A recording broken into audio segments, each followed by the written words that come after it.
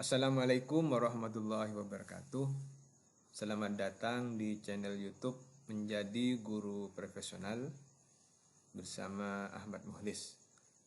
Channel ini akan memberikan informasi terbaru di dunia pendidikan sehingga bisa membantu kepala madrasah dan juga guru untuk meningkatkan kompetensinya sehingga menjadi guru profesional.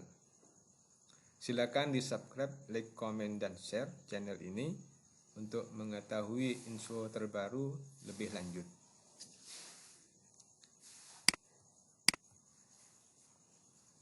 Bapak Ibu Guru, saat ini kita akan membahas info terbaru tentang surat keputusan Direktur Jenderal Pendidikan Islam nomor 694 tahun 2025 tentang standar operasional prosedur atau SOP penyelenggaraan ujian madrasah tahun ajaran 2024-2025, yang mana semua madrasah di naungan Kemenak nanti akan melaksanakan ujian madrasah untuk siswa kelas akhir. Bapak Ibu, kami sudah merangkum dari surat keputusan ini yang terdiri dari 9 bab. Di bab pertama, pendahuluan, ini akan membahas tentang latar belakang, tujuan dan fungsi ujian madrasah serta pengertian-pengertian. Di bab 2, ini akan membahas tentang peserta dan pelaksanaan ujian, di mana kita akan membahas tentang persyaratan peserta ujian madrasah, hak dan kewajiban peserta ujian, pendataan peserta ujian, pengaturan nomor peserta, dan membahas tentang madrasah penyelenggara. Di bab 3 akan membahas tentang tugas dan wewenang penyelenggara ujian madrasah, di mana tugas wewenang ini bagi Kementerian Agama, tugas dan wewenang kantor wilayah, kantor Kemenak Kabupaten Kota, dan penyelenggara ujian. Di bab keempat nanti kita akan membahas lebih lanjut tentang bentuk ujian, materi ujian, dan prosedur penyusunan instrumen ujian. Di bab 5 akan membahas tentang pelaksanaan ujian, mata pelajarannya, waktu pelaksanaan, dan moda pelaksanaan. Di bab 6 kita akan membahas tentang kelulusan peserta didik, bagaimana kriterianya, bagaimana penetapan kelulusannya, dan pengumuman dari kelulusan tersebut. Di bab 7 membahas tentang pemantauan, evaluasi, dan pelaporan. Di bab 8 membahas tentang biaya pelaksanaan ujian madrasah, dan di bab 9 penutup. Baik Bapak Ibu, kita akan lebih membahas lebih detail lagi tentang surat keputusan Direktur Jenderal Pendidikan Islam nomor 694 tahun 2025 tentang ujian madrasah, di mana ujian madrasah ini bertujuan untuk menilai pencapaian hasil belajar peserta didik untuk semua mata pelajaran. Fungsi dari ujian madrasah ini adalah yang pertama, untuk mengukur pencapaian hasil belajar peserta didik. Yang kedua, sebagai salah satu syarat penentuan kelulusan. Untuk persyaratan peserta, ini kita akan membahas per jenjang. Untuk jenjang MI yang bisa peserta ikut UM ini adalah syaratnya peserta didik terdaftar di kelas akhir MI, memiliki raporan lengkap penilaian hasil belajar mulai dari kelas 1 semester ganjil sampai dengan kelas 6 semester ganjil. Ini untuk jenjang yang MI. Untuk yang jenjang MTS, ini peserta peserta didik terdaftar di kelas akhir MTS memiliki laporan lengkap penilaian hasil belajar mulai dari kelas 7 semester 1 sampai dengan kelas 9 semester 1 untuk yang jenjang MTS, atau memiliki laporan lengkap penilaian hasil belajar mulai semester 1 sampai semester 5 untuk MTS penyelenggara dengan sistem kredit semester atau SKS. Sedangkan untuk MA atau MAK, peserta didik syaratnya adalah peserta didik terdaftar di kelas akhir MA atau MAK, memiliki laporan lengkap penilaian hasil belajar mulai kelas 10 semester 1 sampai dengan kelas 12 semester 1. Demikian juga bagi yang menyelenggarakan SKS yang memiliki nilai laporan penilaian hasil semester 1 sampai dengan semester 5. Baik, kita akan lebih lanjut membahas tentang hak dan kewajiban peserta. Hak peserta, setiap peserta didik yang telah memenuhi syarat berhak mengikuti UM. Peserta didik UM tidak dapat mengikuti ujian utama karena alasan tertentu dan disertai bukti yang sah dapat mengikuti ujian susulan. Ini bagi peserta yang pada hari H di ujian utama tidak dapat mengikuti, dibuktikan dengan mungkin surat keterangan sehat ataupun surat keterangan sakit dari dokteran. Nah, ini bisa mengikuti ujian susulan. Sedangkan kewajiban peserta adalah peserta wajib mengikuti semua mata pelajaran yang diujikan. Peserta wajib mematuhi tata tertib peserta ujian madrasah. Kita lanjut ke bab 2, peserta dan pelaksanaan ujian madrasah. Pendataan peserta UM ini dilakukan oleh masing-masing madrasah melalui aplikasi PDUM atau Pangkalan Data Ujian Madrasah Kementerian Agama RI. Nah, ini sudah pelaksanaannya sudah dilakukan oleh madrasah masing-masing, di mana data ini ada di Pangkalan Data EMIS. Nah, dan madrasah sudah melakukan validasi data peserta ujian di PDUM. Sehingga nanti daftar peserta ujian akan dicetak melalui aplikasi PDUM dan ditetapkan melalui SK Kepala Madrasah penyelenggara UM. Demikian juga dengan kartu peserta nanti dicetak melalui aplikasi PDUM dan disahkan oleh kepala madrasah.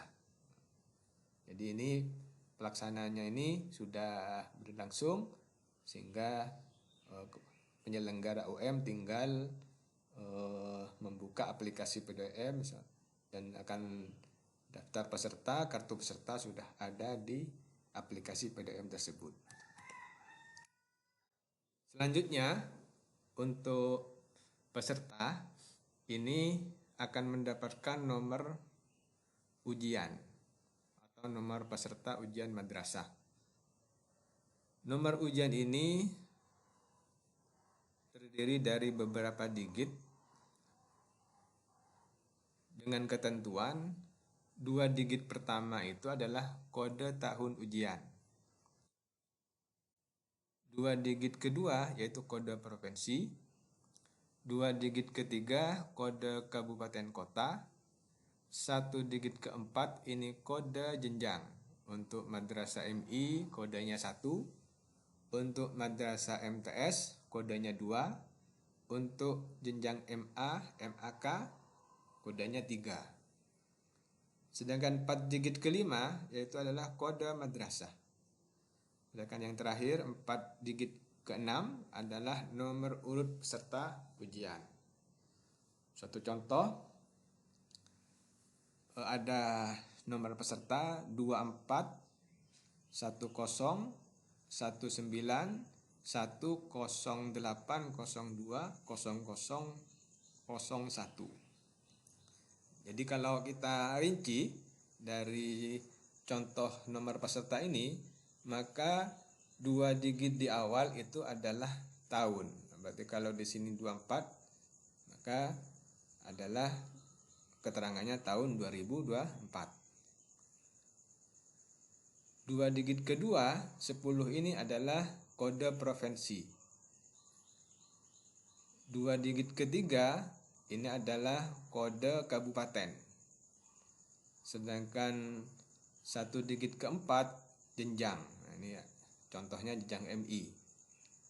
Sedangkan 4 digit kelima adalah kode madrasah penyelenggara. Dan 4 digit keenam adalah nomor peserta ujian. Ini menyesuaikan dengan tempat provinsi Bapak Ibu madrasah dan juga kode madrasah serta nomor urut peserta ujian yang sesuai dengan di aplikasi PDOM itu. Kita lebih lanjut akan membahas tentang penyelenggara, madrasah penyelenggara UM. Yang bisa menyelenggarakan UM ini adalah madrasah jenjang MI, MTS, MA atau MAK yang sudah memiliki nomor statistik madrasah atau NSM serta terdaftar pada pangkalan data emis Kementerian Agama. Hingga ini menjadi syarat utama penyelenggara pelaksanaan ujian madrasah ini. Baik Bapak Ibu, kita akan lanjut ke bab 3. Tugas dan wewenang penyelenggara ujian madrasah. Bagi Kementerian Agama Republik Indonesia, tugas dan wewenang Kementerian Agama ini menyusun dan menerbitkan pos UM ini. Dan juga menerbitkan kisi-kisi PAI dan bahasa Arab. Melakukan sosialisasi, koordinasi, memantau dan mengevaluasi pelaksanaan ujian madrasah. Bagi kantor wilayah Kemenak Provinsi, tugas wewenangnya adalah melakukan sosialisasi, koordinasi, memantau dan mengevaluasi dan membuat laporan pelaksanaan ujian madrasah yang nantinya disampaikan kepada Direktur Jenderal Pendidikan Islam, yaitu ke Direktur KSKK Madrasah. Untuk Kementerian Kemenak Kota atau Kabupaten, tugas wewenang dari pelaksanaan ujian madrasah ini adalah melakukan sosialisasi, koordinasi, dan menetapkan satuan pendidikan penyelenggara UM sesuai dengan syarat tadi, yaitu punya NSM dan juga terdaftar di pangkalan emis. Dan juga melakukan pemantauan dan evaluasi serta membuat laporan pelaksanaan ujian madrasah, baik itu jenjang MI, MTS, MA, MAK di wilayah kabupaten tersebut dan menyampaikan kepada Kanwil Kemenak Provinsi. Nah, ini yang terpenting adalah apa tugas wewenang dari penyelenggara madrasah di tingkat madrasah. Tugas dan wewenang madrasah dalam pelaksanaan UM ini adalah yang pertama, ini khusus bagi penyelenggara, bagi madrasah Bapak Ibu. 1. Membentuk panitia pelaksanaan UM. Jadi kepala madrasah ini membentuk panitia pelaksanaan UM. Tentunya nanti ada SK-nya. Yang kedua, melakukan pendataan, verifikasi dan validasi peserta UM melalui aplikasi PDUM. Yang ketiga, menetapkan peserta UM dengan surat keputusan madrasah. Jadi dari peserta dari aplikasi yang sudah PDUM ini nanti di print out dan dilakukan penandatanganan surat keputusan. Yang keempat, mencetak kartu peserta UM melalui aplikasi PDUM. Yang kelima, melakukan sosialisasi UM baik kepada guru, kepada siswa dan orang tua siswa. Yang keenam, menyiapkan sarana pendukung.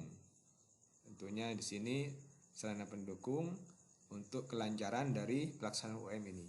Yang ketujuh, mengatur ruang UM sebagaimana ketentuan teknis dari pelaksanaan UM ini.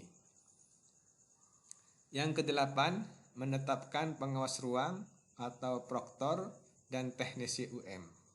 Yang kesembilan, menentukan kriteria kelulusan peserta didik. Yang kesepuluh, menyusun kisi-kisi selain PAI dan bahasa Arab. Karena PAI dan bahasa Arab ini kisi-kisinya Kementerian RI yang Direktur KSKK yang menetapkan.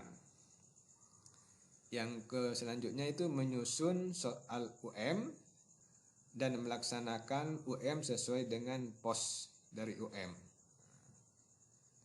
Selanjutnya kita akan membahas di bab 4 tentang perangkat ujian madrasah.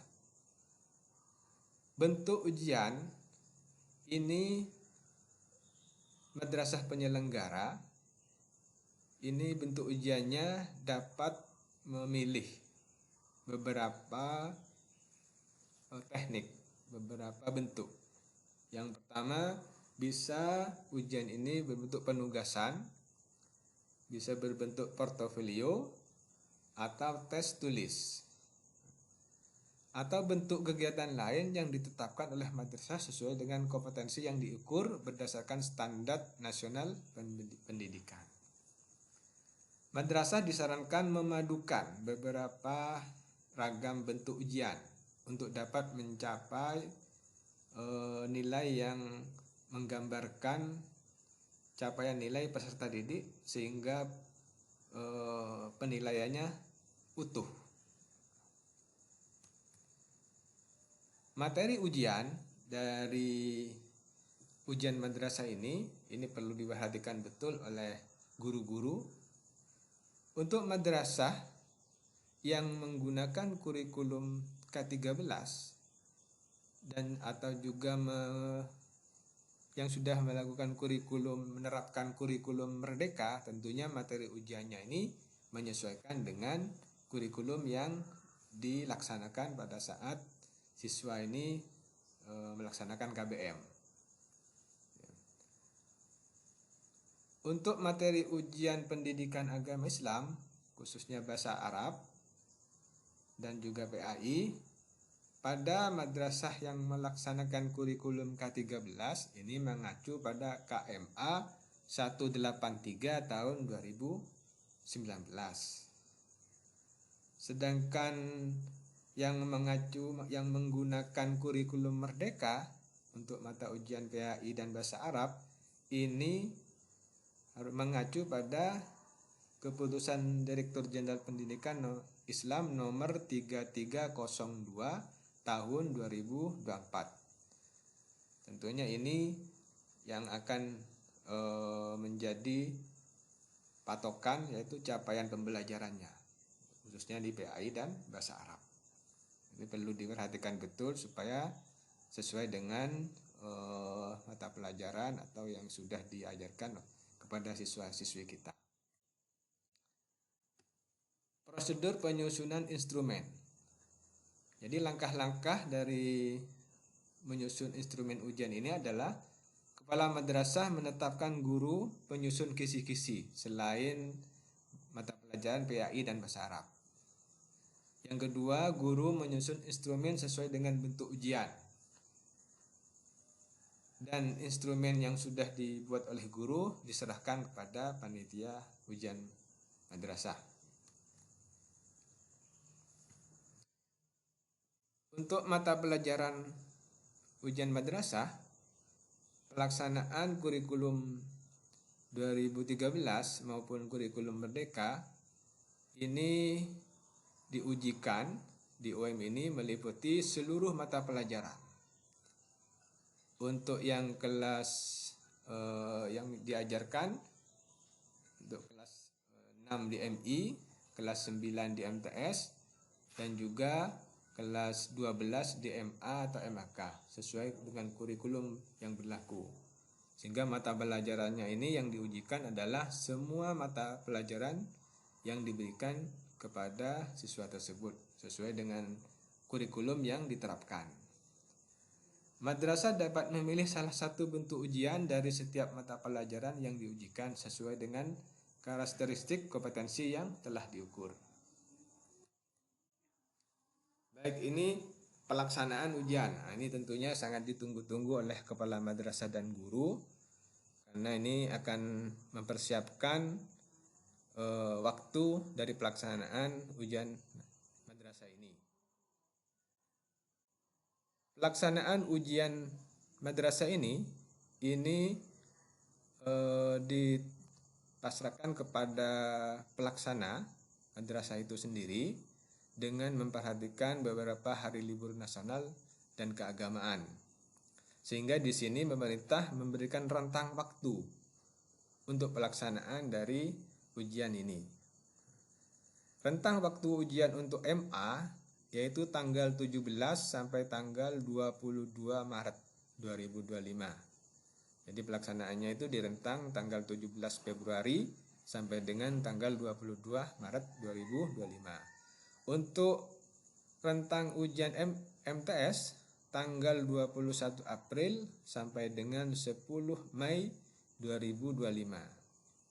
Sedangkan untuk rentang waktu ujian MI yaitu tanggal 21 sampai dengan 10 Mei 2025. Tentunya pelaksanaannya ini menyesuaikan dengan hari libur nasional dan keagamaan. Khususnya yang MA ini ada kemungkinan di dalam pelaksanaannya rentang waktunya ini berada di waktu puasa dan juga hari raya. Baik, mode pelaksanaan UM bisa berbasis komputer ataupun berbasis kertas. Nah, ini tentunya disesuaikan dengan fasilitas dan juga kebijakan dari pelaksana ujian UM di madrasah masing-masing. Yang tak kalah pentingnya kita akan membahas tentang kriteria kelulusan. Kriteria kelulusan peserta didik ini mempertimbangkan hal-hal sebagai berikut. Di sini ada standar minimal, yaitu menyelesaikan seluruh program pembelajaran, mengikuti UM yang diselenggarakan oleh madrasah. Jadi penetapan kelulusan ini ditetapkan oleh madrasah yang bersangkutan, yang mana nanti kepala madrasah menetapkan ini dalam bentuk surat keputusan. Kriteria kelulusan ini diberikan atau dipasrahkan kepada madrasah penyelenggara dengan ketentuan-ketentuan yang menyesuaikan dengan hasil rapat keputusan rapat bersama. Tentunya di sini kepala madrasah dan guru bisa memberikan tambahan-tambahan kriteria kelulusan berdasarkan hasil rapat musyawarah. Pengumuman kelulusan. Pengumuman kelulusan ini dilakukan oleh masing-masing peserta, yang mana nanti masih dalam proses perkiraan pengumumannya ini. Pengumuman yang pertama yang MA diperkirakan ini awal Mei 2025. Untuk yang MTS awal Juni 2025. Nah, ini menyesuaikan dengan kebijakan dari pemerintah dan pemerintah daerah. Untuk yang MI dan MTS ini diperkirakan tanggal awal Juni 2025. Ini menunggu informasi lebih lanjut. Untuk pemantauan, evaluasi, dan pelaporan, ini sudah dibahas tadi tentang bagaimana pemantauan dan evaluasi yang dilakukan oleh Kementerian Agama, RI, Provinsi, Kemenak, dan juga bagaimana pelaporannya. Laporan penyelenggaraan UM ini dilakukan secara berjenjang dari madrasah ke kantor Kementerian Agama, kabupaten, provinsi, dan juga ke Direktorat Jenderal Pendidikan Islam melalui Direktur KSKK Madrasah. Pelaksanaan ujian. Biaya penyelenggaraan dan pelaksanaan ujian ini bersumber dari anggaran madrasah, komite madrasah, dan juga BOS, bantuan operasional madrasah.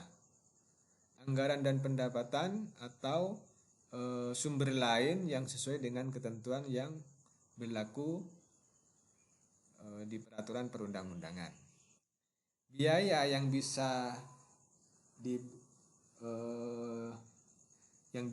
dikeluarkan dari pelaksanaan ujian madrasah ini mencakup beberapa komponen. Ini harus diperhatikan ketika membuat LPJ tentang penyusunan laporan. Yang pertama, biaya yang diperbolehkan adalah biaya penyusunan instrumen ujian.